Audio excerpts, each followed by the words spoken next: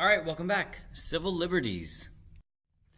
Alright, so this is going to be a pretty quick video, just introducing to the concept here. So we have civil liberties are guarantees of personal, individual freedoms. Alright, so these could be referred to as freedoms too. So things like freedom of speech, freedom to practice your religion, freedom to print and publish what you want as freedom of the press, the right to bear arms. These are all freedoms that allow somebody to do something. These are civil liberties, all right?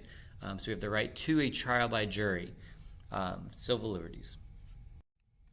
All right, the Bill of Rights is the place where we can find these. The Bill of Rights restricted the federal government from violating citizens' civil liberties. So these are, again, where these guarantees of personal freedoms can be found.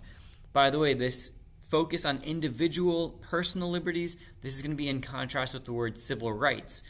Don't use those terms interchangeably. Civil rights are talking about protecting groups of people from discrimination. So civil liberties and civil rights are not synonymous. They cannot be used interchangeably. So just be aware of that.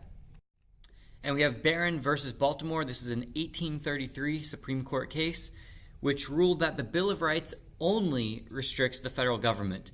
So there was a person who believed that their rights, their protections against eminent domain had been violated by the city of Baltimore, and they sued, arguing their Fifth Amendment rights had been violated, and the Supreme Court ruled, well, the Bill of Rights only protects you from the federal government. It does not protect you from the states.